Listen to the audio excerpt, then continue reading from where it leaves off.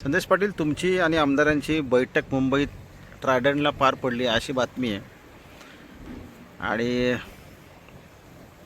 काय नेमकं आता काय समेट झालेलं आहे की तलवार मॅन केलेली आहे की तुम्ही तुमच्या भूमिकेवर ठाम आहात? कारण शिवसैनिक फार गोंधळलेला आहे, संभ्रमात आहे. ज्यांनी तुम्हाला समर्थन केलं, ज्यांनी तुमच्या मागे ठामपणे उभा राहिला आणि तुमच्या या भूमिकेला पाठिंबा दिला, आज तुम्ही बैठक तुम्ही करू शकता, पण झाली असेल तर नेमकं काय काय घडलं ना? आता तुमची भूमिका काय राहणार आहे? शिवसैनिकाला काय सांगाल? कारण तो तुमच्या भूमिकेकडे ज्याच्या नजरा लागलेल्या आहेत. तर नमस्कार.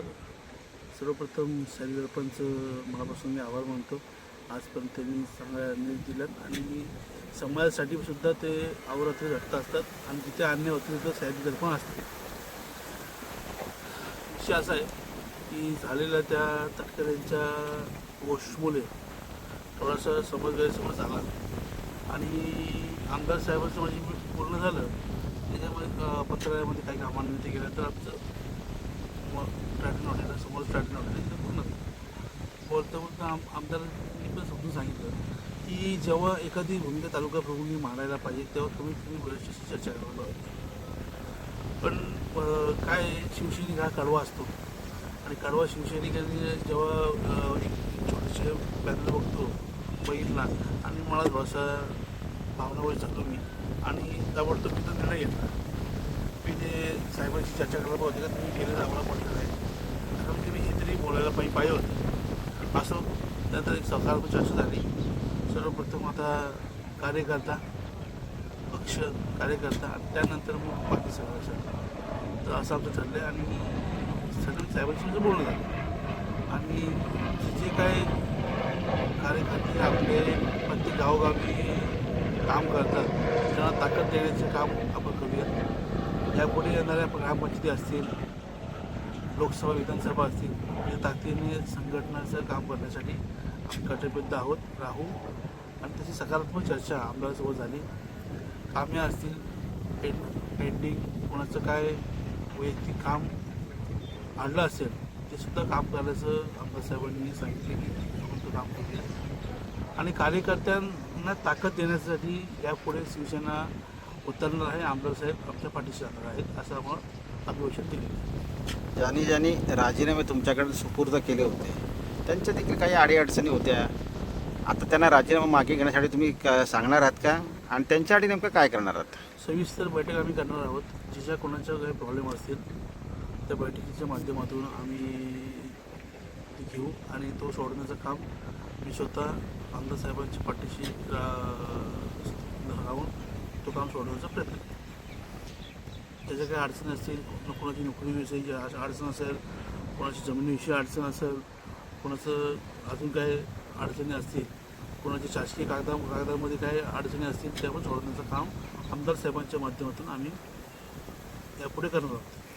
आता तुमची आणि आमदारांची बैठक झाल्यानंतर जो काय सगळी भूमिका तुम्ही मांडली होती ती आता मात्र तुम्ही आता शांत झालात एवढं मात्र खरं आहे. आमदार साहेबांनी माझी चर्चा झाल्यानंतर आमदार साहेबांनी स्पष्ट सांगितलं आणि मी ते थोडंसं मी पाहिलं पण की जेव्हा रविवारी मिटिंग झाली, रविवारच्या मिटिंगमध्ये आमदारांनी सह्याद्रीमध्ये दाखवलं की आमदारांनी स्पष्ट भूमिका मांडली की मला वरिष्ठांचा आदेश होता. वरिष्ठांचा आदेश असल्यामुळे ते गेले. महेंद्र दळवी साहेब जाऊ शकले नाही कारण त्याचा मुलीचा फॉर्म भरला होता म्हणून आणि बरेचसे गोगावले यांचा वाढदिवस त्या दिवशी होता. त्यामुळे असं व्हायला नको की तिन्ही आमदारांमधला एक कोणी गेला नाही आणि तिन्ही आमदार या नाराज आहेत म्हणून भरतशेठ गोगावले यांनी सांगितलं की तुम्ही तुम्ही फॉर्म भरला होता म्हणजे आमच्याकडून एक तरी आपण जागेमध्ये जाऊन गेलं तर कुठेतरी चर्चा ही मीटिंगमध्ये होणार नाही. आणि हे ते झाल्यानंतर मग मला पण असं वाटलं की खरंच हे खरं आहे आणि आपणच कुठेतरी म्हणजे थोडंसं ओघाने हे दिलं त्यामुळे त्यांची मनं दुखवले असतील तर मी माझी शब्द मागे घेतो. परंतु आता राजीनामा दिलेला आहे, वरिष्ठांनी तो निर्णय घ्यायचा आहे. बाकी पक्षात आम्ही सगळे काम करू. पद असो नसो मी शिवसैनिक हा करायचं मोठा पद माझ्याकडे आहे आणि संदेश पाटीलला पद कशाला पाहिजे? आपण काम करणारा माणूस आहे, रस्त्यावरचा कार्यकर्ता आहे, ग्रास लेवलचा. त्यामुळे अडीअडचणी मला माहिती आहेत. मी 2 वर्ष बाईकवर काम करून संघटना वाढवलेली आहे. त्यामुळे मी रस्त्यावर उतरून काम करण्याची माझी तयारी केव्हाही आहे. आणि माझ्यासोबत जे असतील किंवा पक्षासोबत जे असतील त्यांना न्याय देण्यासाठी मी कटिबद्ध आहे. अच्छा. आणि जे सगळ्यांनी तुम्हाला समर्थन केलं होतं त्यांना आता नेमकं शेवटचं आव्हान काय कराल की आता तुमची जे मला फोनवरून आणि मला सांगितलं त्यांचं मी सतिशय आभारी राहीन कायम.